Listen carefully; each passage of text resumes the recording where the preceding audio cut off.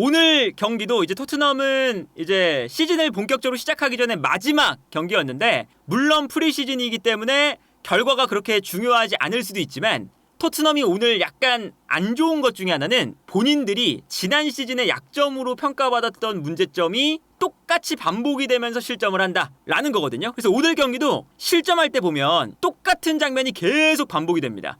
예를 들면 특히나 세트피스. 지난 시즌의 토트넘이 세트피스에서 이제 골 기대값이 있는 것처럼 실점 기대값도 있거든요. 그런데 세트피스에서의 실점 기대값, 그러니까 실점할 가능성이 얼마나 높았냐 낮았냐를 이제 측정하는 거잖아요. 세트피스에서 토트넘이 지난 시즌에 프리미어리그 전체에서 가장 높은 팀 중에 하나예요. 탑5 안에 드는 팀이거든요. 그래서 지난 시즌에 세트피스에 아주 안 좋은 평가를 받았잖아요. 그런데 오늘 경기도 보면 두 골을 먹힐 때 패턴이 똑같습니다. 이 장면은 이제 어떤 선수가 득점을 하냐면 뒤에 있었던 마티아스 텔이 머리에 맞추고 뛰어들어가는 우파메카노가 득점을 해요. 그런데 여기서 주목해볼 선수가 요 마티아스 텔과 그나브리입니다. 요 두 선수가 요 뒷공간으로 뛰어가거든요. 그런데 요 뒷공간을 만들어주기 위해서 요 앞에 있는 밀러와 우파메카노가 앞으로 뜁니다. 그러면서 여기를 가로막는 거예요. 앞을 가로막으면서 요 뒷공간을 만들어주는 거죠. 밀러가 앞에 있는 토트넘의 수비수를 막고 있고 우파메카노가 뛰어들어가면서 수비수를 끌고 들어가고 있고, 반대로 마티아스텔과 그나브리는 뒷공간으로 빠지고 있습니다. 그러니까 요 공간으로 측면에서 크로스가 정확하게 이 공간으로 떨어져요.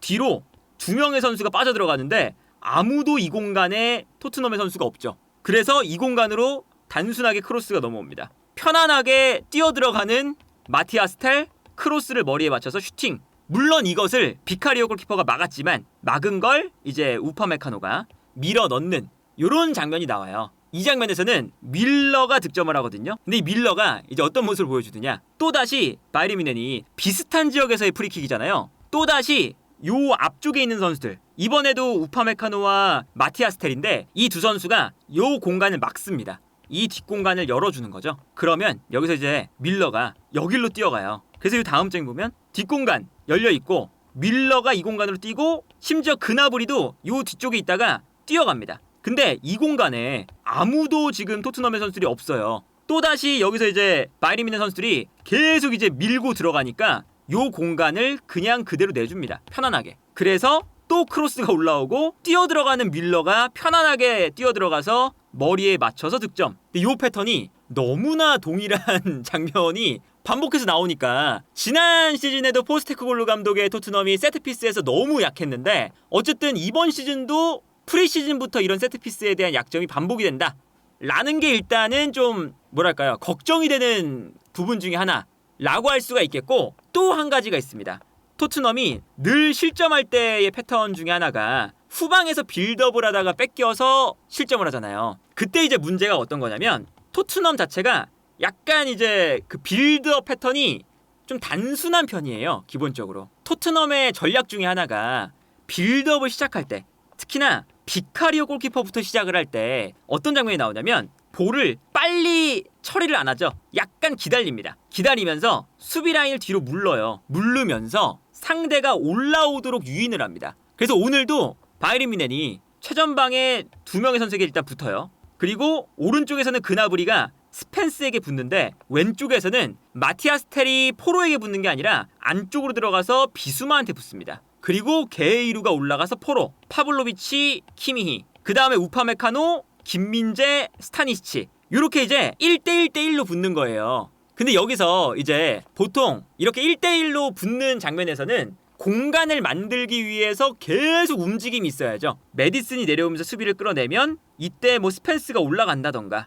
아니면은 이제 자연스럽게 손흥민이 내려오면서 수비를 끌어내면 쿨루셉스키가 측면으로 빠지고 뭐 이런 식으로 공간을 계속 만들어야 되는데 토트넘이 약간 요런 패턴 플레이가 부족한 편이에요. 그래서 어떨 때가 많냐면 그냥 요 내려오는 선수들한테 1대1로 그냥 패스를 찔러줍니다. 그래서 메디슨이 지난번에도 이제 자주 설명을 드렸는데 메디슨이 토트넘에서 중요한 이유가 요런 장면에서 탈압박이 가능하기 때문이거든요. 그래서 여기서도 메디슨이 볼을 잡을 때 상대가 올라오면 여기서 메디슨이 탈압박을 하면 바로 역습이 되는 거고, 만약에 메디슨이 여기서 볼을 뺏기면 실점 위기가 나오는 거예요. 기본적으로 1대1로 이제 싸우는 전술인데 여기서 토트넘이 패턴 플레이가 없으니까 너무 선수에게만 집중된 탈압박이 나옵니다. 이 장면 보면 바이에른 뮌헨이 1대1대1 완전히 1대1대1로 압박을 하고 있어요. 근데 여기서 비카리오가 볼을 잡았을 때 줄 수 있는 공간이 없으니까 내려오고 있는 선수한테 그냥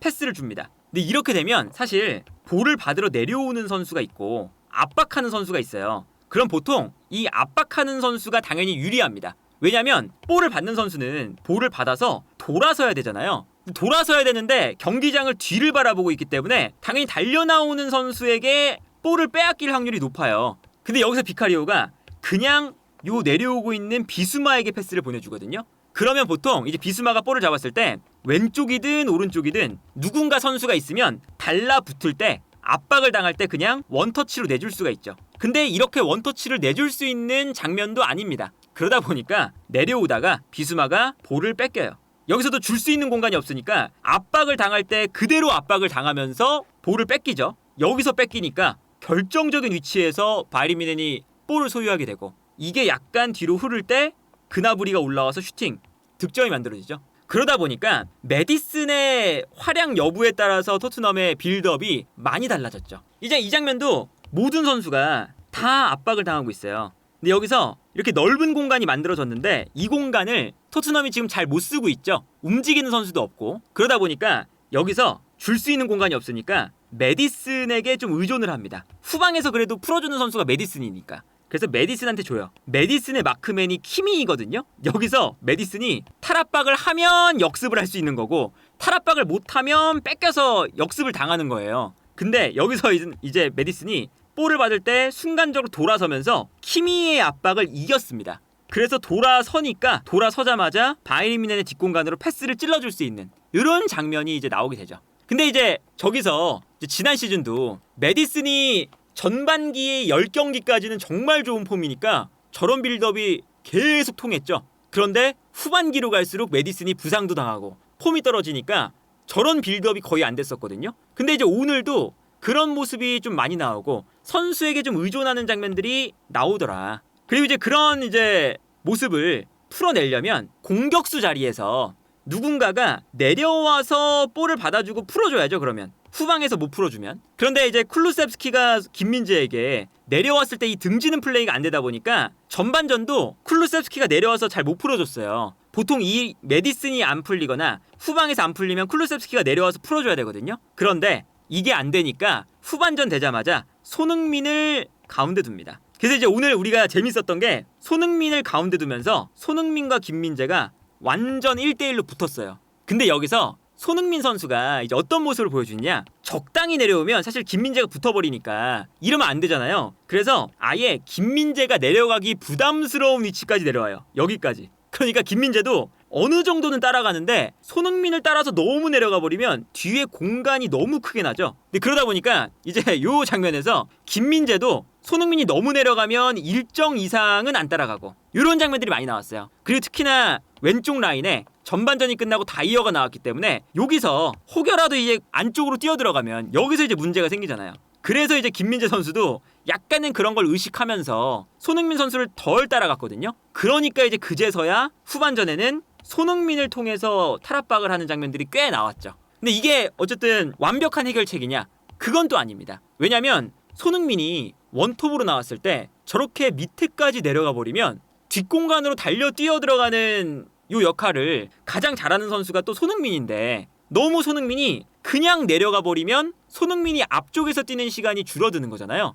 그러다 보니까 사실은 저렇게 너무 내려가는 것도 사실 손흥민한테도 별로 안 좋고 토트넘한테도 좀 별로 안 좋은 거죠. 이 장면도 토트넘이 후반전 장면인데 여기서도 이제 1대1대1로 모두가 이제 지금 패스의 길이 다 막혀있는 상태죠. 근데 여기서 패스의 길이 없으니까 어떤 장면이 나오냐면 중앙 지역에서 벤탄쿠르가 순간적으로 올라갑니다. 그러면서 요 공간을 비워두거든요. 이때 손흥민이 내려오기 시작해요. 근데 여기서 이제 김민재가 따라오는데 김민재가 따라오는 순간 비카리오도 김민재가 따라 나오는 걸 보고 바로 롱킥을 합니다. 그러면 이제 김민재가 순간적으로 올라왔을 때 자연스럽게 뒷공간이 열리니까 뛰어들어가는 선수가 한 명 있죠? 그리고 이 공간으로 패스를 찔러주는 거예요. 그러면서 이제 뒷공간을 계속 공략하려는 장면이 나오거든요. 그리고 이 뒷공간으로 이제 롱패스가 떨어질 때 다시 손흥민이 내려왔다가 돌아뛰기 시작하죠. 그리고 김민재는 그런 손흥민을 따라가기 시작하고, 이런 장면이 나오니까 김민재 선수도 계속 손흥민이 내려올 때 어느 순간